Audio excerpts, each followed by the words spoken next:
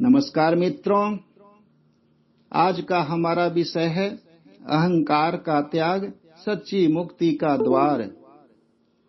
यह विषय केवल आध्यात्मिक नहीं है, बल्कि हमारे दैनिक जीवन, परिवार, समाज और साधना सबसे जुड़ा हुआ है। लगभग हर संघर्ष, हर दुख और हर अशांति की जड़ में कहीं न कहीं अहंकार छिपा होता है और उसी के पीछे छिपी है हमारी मुक्ति की कुंजी। तो चलिए सबसे पहले समझते हैं कि अहंकार क्या है। तो अहंकार का सीधा अर्थ है मैं की गलत पहचान। जब हम कहते हैं मैं ही सही हूँ, मेरे बिना कुछ नहीं हो सकता, मुझे अपमानित किया गया, मेरी बात नहीं मानी गई, तो यहाँ जो मैं है वही अहंकार है।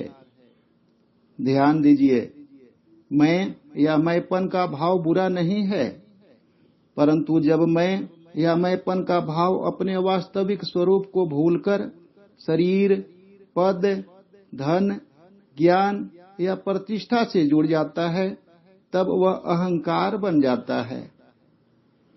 गीता में भगवान श्री कृष्ण कहते हैं, अहंकारम बलम दर्पम कामम क्रोधम परिग्रहम, अर्थात अहंकार से घमंड, कामना, क्रोध और आसक्ति जन्म लेते हैं। तो चलिए कुछ उदाहरण लेते हैं। मान लीजिए घर में दो लोग बहस कर रहे हैं। विवाद बहुत ही छोटा है, शायद चाय में चीनी ज्यादा या कम हो गई, परंतु बहस बढ़ते जाती है। क्यों? क्योंकि बात चीनी की नहीं है, बात मैं सही हूँ इसकी है। अगर एक व्यक्ति कह दे ठीक है, हो सकता है मुझसे गलती हो गई हो, तो विवाद तुरंत समाप्त हो सकता है। परंतु अहंकार कहता है नहीं, मैं कैसे गलत हो सकता हूँ।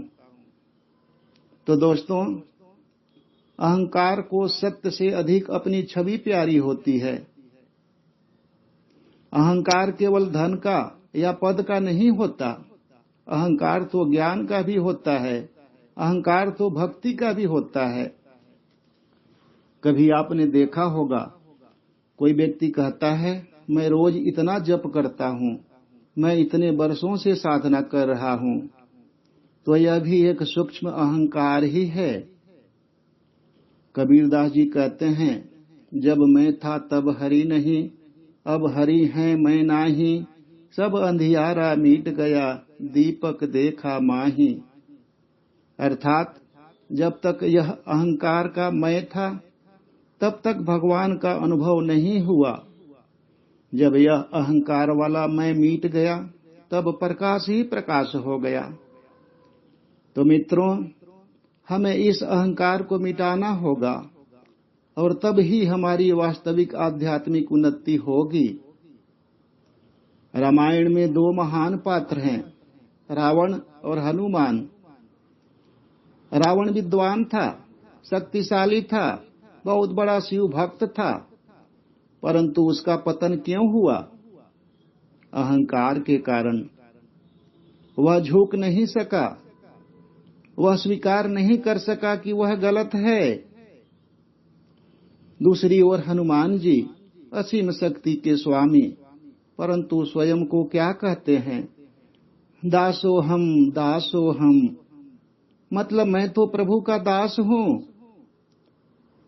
एक के पास ज्ञान था पर अहंकार भी था, परिणाम क्या हुआ? महाविनाश। दूसरे के पास शक्ति थी पर विनम्रता थी, परिणाम क्या हुआ? अमरता का। तो मित्रों, आप समझ सकते हैं यह अहंकार हमारा कितना बड़ा शत्रु है। तो लोग कहते हैं अहंकार क्यों छोड़ना कठिन है? क्योंकि अहंकार हमें झूठी सुरक्षा देता है। हमें लगता है अगर मैं झुक गया तो लोग मुझे कमजोर समझेंगे, परंतु सत्य तो इसके विपरीत है। झुकना कोई कमजोरी नहीं है। झुकना तो आंतरिक शक्ति का प्रमाण है। पेड़ को ही देख लीजिए, जो वृक्ष फल से भरा होता है वह झुक जाता है, लेकिन वही सूखा वृक्ष सीधा खड़ा रहता है, परंतु अंदर से बिल्कुल खाली। हमारे उपनिषद कहते हैं हम शरीर नहीं हैं, हम आत्मा हैं, लेकिन अहंकार शरीर से जुड़ी पहचान है। मैं अमुक पद पर हूँ, मैं अमुक परिवार से हूँ, मैं अमुक जाति या समाज से हूँ, परंतु आत्मा का स्वरूप क्या है? वह शुद्ध है, चैतन्य है, साक्षी है।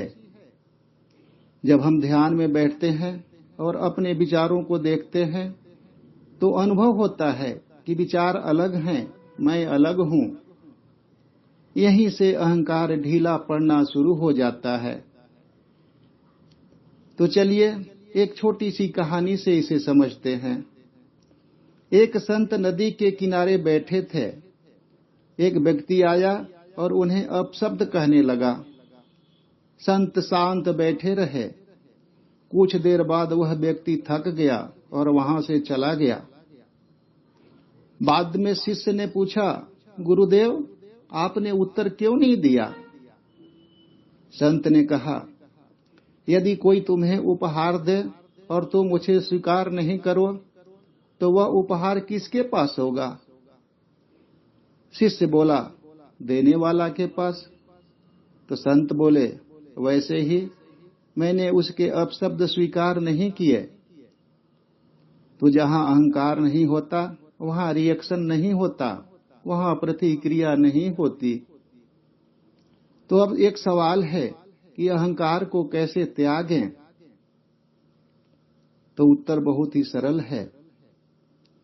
पहला है स्वनिरीक्षण, यानी सेल्फ ऑब्जर्वेशन।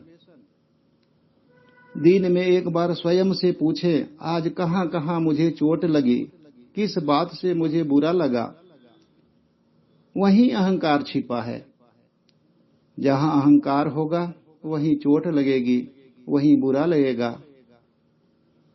अगला है कृतज्ञता की भावना। जब हम हर चीज को ईश्वर का प्रसाद मानते हैं तो मैं किया की भावना कम होती है। जहां कहीं भी आपके अहंकार को किसी तरह के चोट लगे तो उसे ईश्वर की सीख समझकर स्वीकार करें। अगला है सेवा भाव। निस्वार्थ सेवा अहंकार को गलाने की सबसे बड़ी औषधि है, इसलिए सेवा में लगे रहें। अगला है नाम स्मरण और ध्यान। जब मन बार बार ईश्वर में लगता है तो मैं या मैंपन की पकड़ ढीली हो जाती है। व्यक्ति को अपनी असली पहचान हो जाती है और अहंकार धीरे धीरे विनाश होना शुरू हो जाता है। तो सच्ची मुक्ति क्या है? सच्ची मुक्ति केवल मृत्यु के बाद नहीं है। सच्ची मुक्ति है क्रोध से मुक्ति, अपमान की पीड़ा से मुक्ति, तुलना से मुक्ति, स्वार्थ से मुक्ति, और इन सब की जड़ है अहंकार। जब अहंकार कम होता है तब मन हल्का होता है, रिश्ते मधुर होते हैं और जीवन बहुत ही सरल हो जाता है। मैं पर्वत सा खड़ा रहा, मन में अपना मान, छोटी सी भी बात पर बढ़ता गया तूफान। जब दर्पण में देख लिया अपना ही अहंकार, तब समझा मैं ही बना अपने दुख का द्वार। एक दिवस चुप हो गया, छोड़ दिया प्रतिकार, झुकते ही हल्का हुआ मन का सारा भार। त्याग अहम की गांठ को, कर ले मन निष्काम, जहाँ नम्रता खिल उठे वहीं बसते हैं राम। तो प्रिय दोस्तों, अहंकार त्यागना एक दिन का काम नहीं है, यह निरंतर साधना है। हर दिन थोड़ा थोड़ा यह अहंकार रूपी मैं को कम करें और मैं से हम की ओर बढ़ें और अंत में हम से वह अर्थात ईश्वर की ओर बढ़ें। याद रखिए, अहंकार कहता है सब कुछ मेरा है, परंतु भक्ति कहती है सब कुछ तेरा है। और जिस दिन यह परिवर्तन हो गया उसी दिन सच्ची मुक्ति का द्वार खुल जाता है। तो इस भावना के साथ आज का यह चिंतन यहीं समाप्त करते हैं। ईश्वर से प्रार्थना है कि हम सबके हृदय से अहंकार का अंधकार दूर हो और विनम्रता का प्रकाश प्रकट हो। अगली मुलाकात तक आप सभी को नमस्कार। जय हिंद, जय भारत।